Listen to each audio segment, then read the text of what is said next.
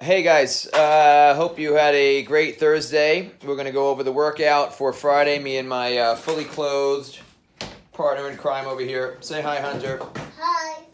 Hi. So there's two parts for Friday. The first part, little conditioning work. It's a 12-minute AMRAP, so a 12-minute clock, and you're going to climb the ladder as high as you can in those 12 minutes. It's going to start with 3 mountain climbers per leg, 3 bent over rows, 3 thrusters, then you do 6 reps of each, and then 9 reps of each, and then you continue climbing up as high as possible in 12 minutes. Hopefully everyone's familiar with that format. Should prove to be a spicy little meatball for sure. And we'll go over the different options as far as equipment goes and how to best set up for the bent over row and the thruster based around what you have. If you have a pair of dumbbells that are sufficient weight, sufficient, I guess in this case, being not too heavy, then you could utilize both of those for both of the movements. If you only have one dumbbell, we'll go over a couple different options for that, depending upon the weight of it. And then a single kettlebell will kind of be a similar scenario as only having one dumbbell. And then the barbell is of course an option. If you have a barbell and access to some plates, you wouldn't need to put a whole lot of weight on that for it to be highly potent.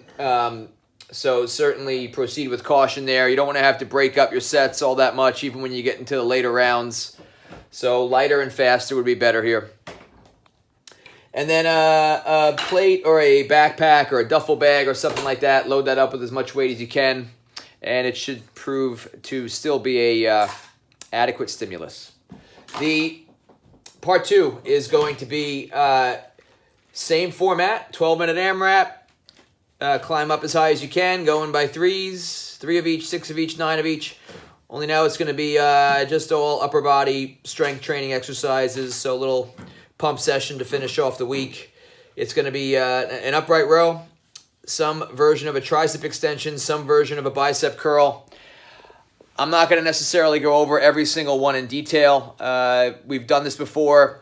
I'll show them real quickly with a dumbbell and briefly explain some other options. But if you have questions about which variation of them to do, just feel free to reach out. We'll warm up with our normal routine, stretch out, loosen up, and then prep the movements nice and good, and then get started. The movements real quick to go over them. Make sure you can see what you need to see here. So the mountain climber, you guys should all be familiar with the technique here. Start in the top of a push-up, essentially. The idea is to try to maintain a rigid torso as you do this and bring your knee to meet your arm. So try to reach the knee up such that it touches the arm, whether it's the elbow or the tricep. And just basically like running in place, so it's nice, quick steps. You're going to count a rep every 2 steps. So it's 3 per leg, 6 per leg, 9 per leg. So count it like 1, 2, 3, 4, 5, like that. I think I did that wrong in the first one. You get what I mean. 1, 2, 3, 4, 5, like that. The bent over row. If I have a pair of dumbbells, I'm going to bend over, get my torso parallel to the ground, ideally.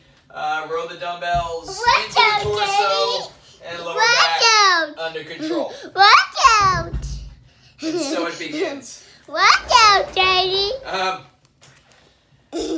You watch out. If you only have, be careful, be careful. One dumbbell, your options for that would either be, if it's heavy enough, to grab both heads of the dumbbell and then bend over and just row it into the belly. If it's super, super light, you could just do one arm and either alternate every round. So in other words, if I'll do 3 with my right arm, then I'll move on to my thrusters. And then on the second round of 6, I would do all 6 with my left arm. And just alternate like that. That's probably the best way to do that, especially since they're odd numbers. and you can't just cut them in half easily. Same idea with the kettlebell. If you have a kettlebell, you can grab hold of it and row with both hands. Grab it by the bell itself, not the handle, or just do alternating arms. So one arm for the first set, other arm for the second set. Barbell should be pretty straightforward. I'd recommend an overhand grip for the barbell bent over row. Same idea. Bar can start on the ground. Row it into the belly. If you have a plate or a backpack, it'd be the same idea. Load it up as heavy as you can. Grab hold of the sides of it. Squeeze it in. Lower it down under control. If it's light enough, you can do that with one arm as well.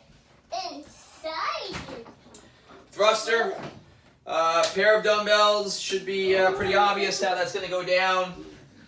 Rest them on the shoulders, squat all the way down, all the way up, and punch.